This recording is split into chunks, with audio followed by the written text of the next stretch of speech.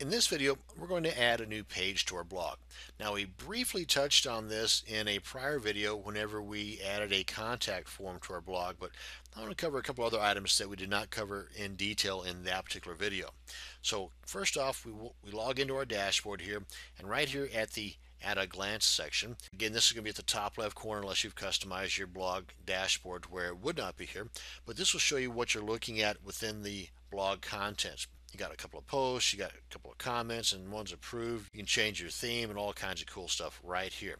Now, as far as adding the page, you're going to find that it's very similar in adding a post. So we click on page or hit the drop down arrow that will show these options here. So we click on add new. We want to give it a title and add the content of the page you want viewable by the public, or however you want it to be published. We'll cover that in just a second.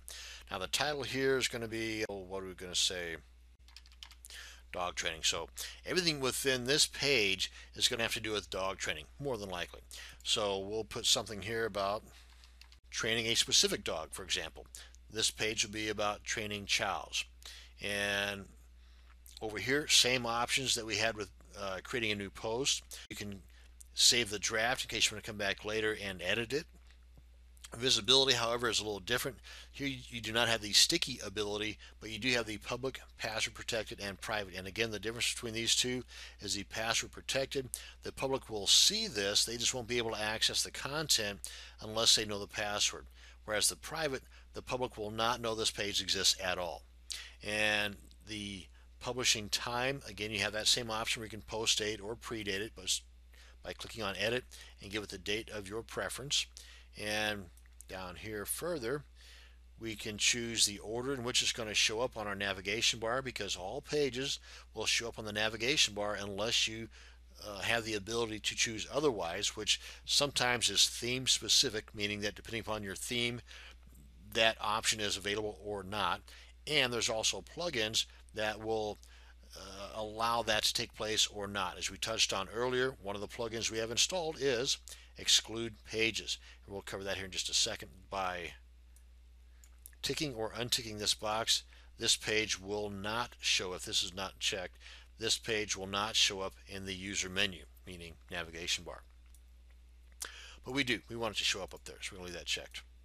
And here, if you want this to be the main page, which we do, or a parent page, which we're going to be showing that in a little bit, of any other pages that are also listed as a main page.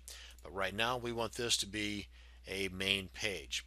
And any other items that, based on the plugins you have, are also allowed here to be added to. Like, for example, the all-in-one SEO pack. Again, I would say use this.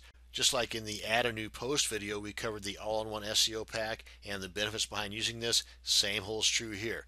Put in the title, put in a little description of this page, some keywords, and you are good to go. Then we come on up here and we're going to go ahead and publish this. And likewise, you can also edit the URL as well, the same way as we did in the prior video. Now we're going to go ahead and create another page.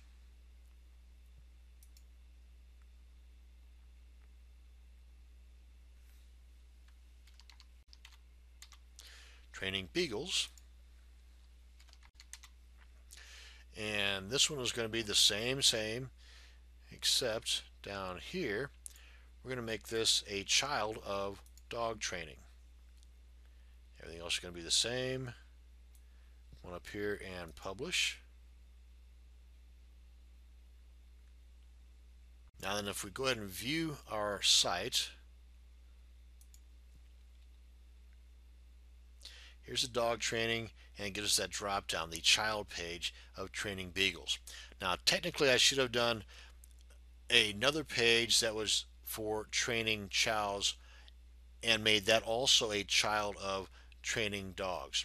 That way we would have two drop downs here, one for training beagles and one for training chows. But you get the idea. That was my main point, was to show you what happens whenever you create a child page of a parent page. It gives you the drop down up here. And that's basically it. I mean, that's going to bring us to the end of this quick little video on how to add a new page to your blog. Thank you very much for watching this video. Have a great day.